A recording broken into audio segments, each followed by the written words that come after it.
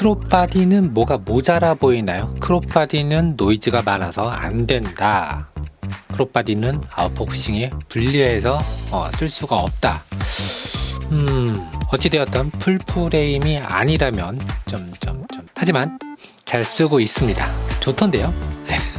안녕하세요, 분더입니다. 나름 영상 제작자로 활발하게 활동을 하고 있는 1인 크리에이터입니다. 이 채널 말고도 큰집 작은집이라는 집을 찍는 채널을 또 운영을 하고 있으니까요, 관심 있으신 분들 한 번씩 가서 구경 좀 해주시길 바랍니다. 네, 그렇습니다. 상업 영상 중에서도 유튜브용으로만 영상을 제작하고 있습니다. 유튜브용으로 집을 리뷰하고 여러 가지를 리뷰하고 있는 그 정도의 수준의 채널이다. 그래서 어쩌면 이 FX30이 적당하지 않을까 하는 생각을 좀 해봤습니다. 이 카메라를 도입을 할 때 가장 크게 고민을 했던 부분은 아마도 바디를 결정한 후에 이 렌즈 선택에 대한 고민일 텐데요. 어떤 렌즈가 제가 산 이 FX30과 가장 어울릴까?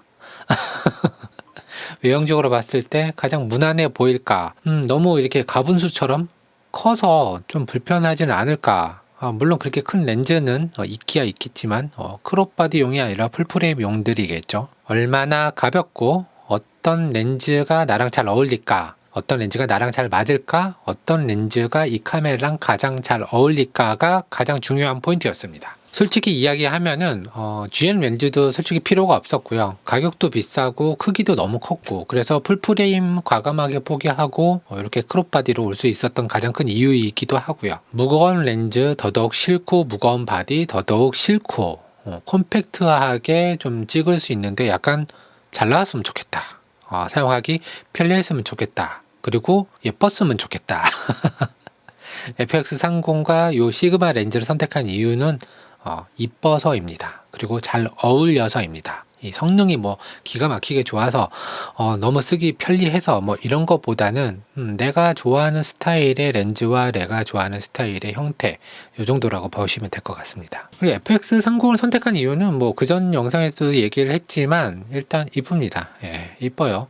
그리고 방송용 장비 같아 보입니다.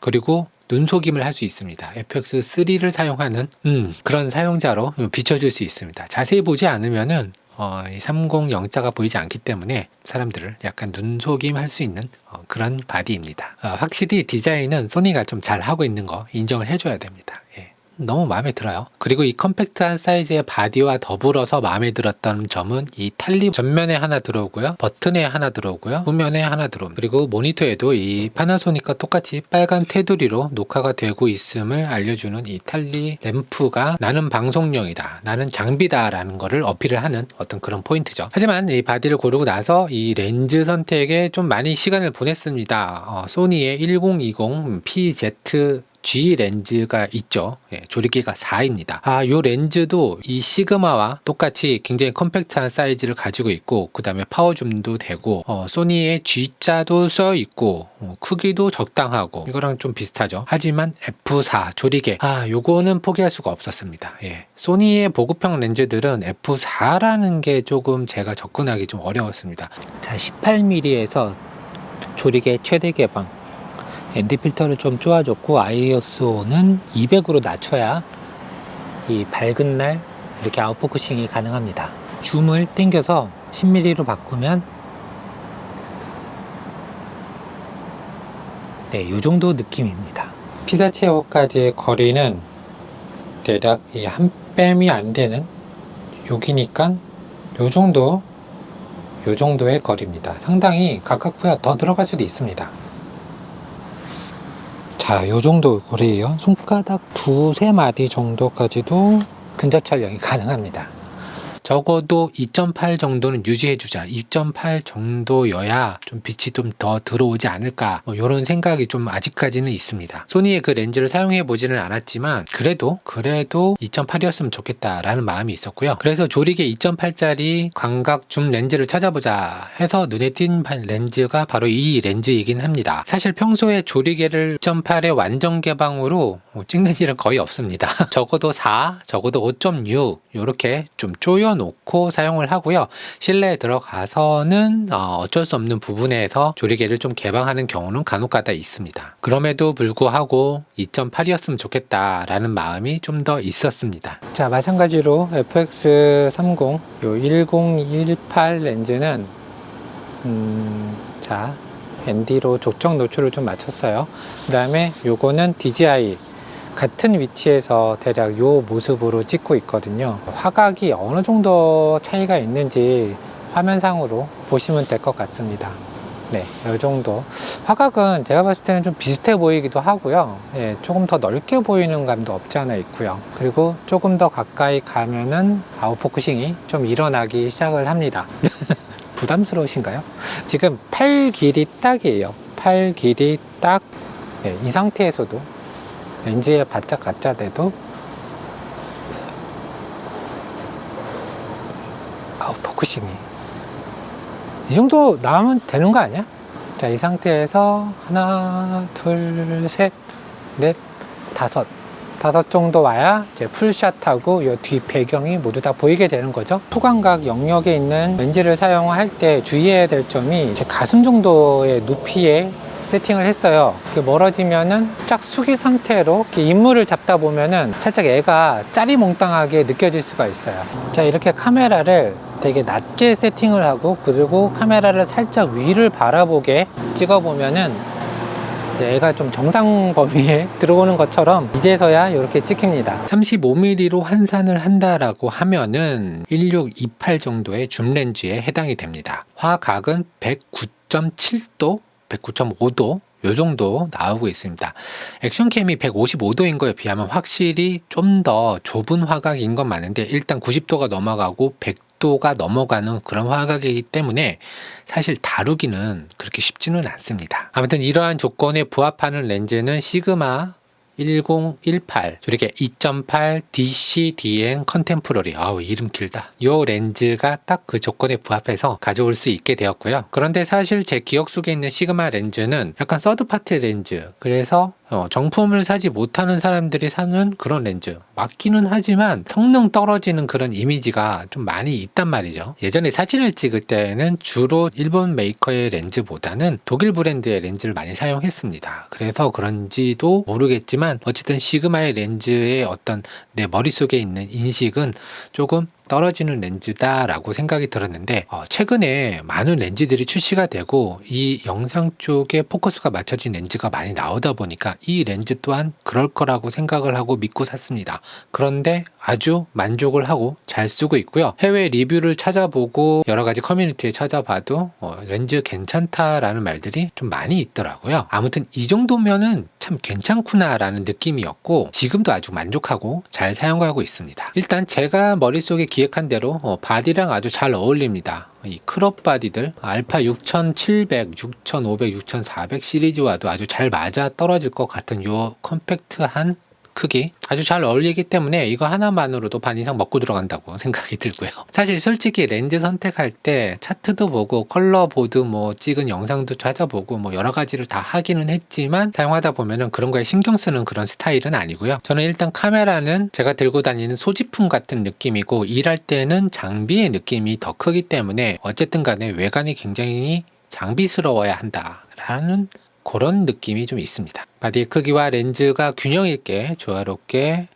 이렇게 안정적인 모습을 취하고 있고 렌즈가 너무 비대해서 보기 싫은 모습도 아니고 휴대하기도 간편하고 일하는데 전혀 문제도 없고 아주 대만족을 하고 있습니다. 이 정도가 이 렌즈를 선택한 이유입니다. 별거 없죠. 네, 일단 뭐 이뻐야 되고 뭐 밸런스 맞아야 되고 들고 다니기 편해야지 되고 FX가 한 650에서 700g 정도 되고 요게 250g 밖에 안 되니까 지금 요게 한 1kg 난집 되는 그런 정도의 무게라는 말이죠. 들기도 편하고 여기다 모니터를 단다든지 짐벌 올린다든지 해도 부담이 전혀 없고 초광각의 영역을 아주 잘 표현해 주고 있고 일단 저는 일을 할 때 주로 짐벌을 이 상태로 바로 올려서 사용을 합니다. 얼마 전까지는 이 케이지가 없었는데 케이지를 달고 나서 좀 밸런스를 좀 더 잘 맞출 수 있는 그런 느낌이었고요. 짐벌을 사용하는 이유는 대충 잡아도 일단 수평은 맞아 떨어지기 때문에 실수하지 않으려면 짐벌을 많이 사용하고 있습니다. 하지만 이제 짐벌을 사용하지 못할 때는 핸드헬드나 삼각대를 많이 이용을 합니다. 그리고 짐벌을 사용하는 가장 큰 이유는 이 무빙 때문에 그렇습니다. 예, 좀 더 극적인 연출, 그 다음에 안정감 있는 연출을 하기 위해서 집을 잘 표현을 해야 되고 차를 잘 찍어야지 된단 말이죠. 그렇기 때문에 이 무빙을 위해서 짐벌을 많이 사용하고요. 인서트 샷에서 그 무빙을 아주 잘 사용하고 있습니다. 누군가를 팔로우하거나 누군가를 따라다니면서 찍고 그 다음에 비좁고 협소한 곳에서 촬영을 할 때가 많은데 그럴 때일수록 초광각 렌즈가 필요하죠. 그리고 두 번째는 야외에서 사용할 때입니다. 야외에서 사용할 때 이렇게 바로 세팅을 해서 들고 다녀도 전혀 부담감이 없고, 자, 이렇게 셀카 모드로 찍는다 하더라도 ND를 이용해서 노출을 좀 조절을 하고, 네, 요 정도가 적당하겠네요. 네, 지금 바로 앞에 요 정도의 거리인데 요 정도 느낌의 화각이 펼쳐집니다. 줌을 당기면 요 정도, 요 정도. 괜찮죠? 셀프캠을 이렇게 찍는다 하더라도 전혀 문제가 되지 않는 화각입니다. 일단 바디가 가벼워서 좀 컴팩트하기 때문에 뭐 브이로그를 찍을 때나 뭐 야외에 나가서 찍는다, 리뷰를 찍는다 할 때도 전혀 부담되는 사이즈가 아닙니다. 풀프레임에 1635 렌즈로 브이로그 찍으시는 분들도 계시기는 한데요. 저는 좀 힘들 수도 있겠다라는 생각을 좀 많이 해봤습니다. 저는 못할 것 같아요. 예. 아무튼 쓸만한 녀석이다. 이런 미니 삼각대 하나만으로도 충분히 다양한 앵글을 잡을 수 있다라는 게 가장 중요한 포인트인 것 같습니다. 모니터를 탑재한 리그 세팅인데요. 지금도 케이지를 달고는 있죠. 지금도 틸다꺼 하프 케이지를 달고는 있는데 가끔 외부 모니터를 사용해야지 되고 핸드헬드로 사용을 해야지 될 때가 있습니다. 그럴 때는 지금 이 상태로는 좀 흔들리기 때문에 좀 불안정하고 여기다가 핸들 달고 그 다음에 모니터 정도 다는 그런 세팅을 주로 사용을 하고 있는데요. 이렇게 카메라에 뭐가 덕지덕지 달라붙어도 렌즈 크기가 일단 부담이 없기 때문에 나름대로 가벼운 촬영을 계속 이어갈 수 있다는 것도 장점인 것 같습니다.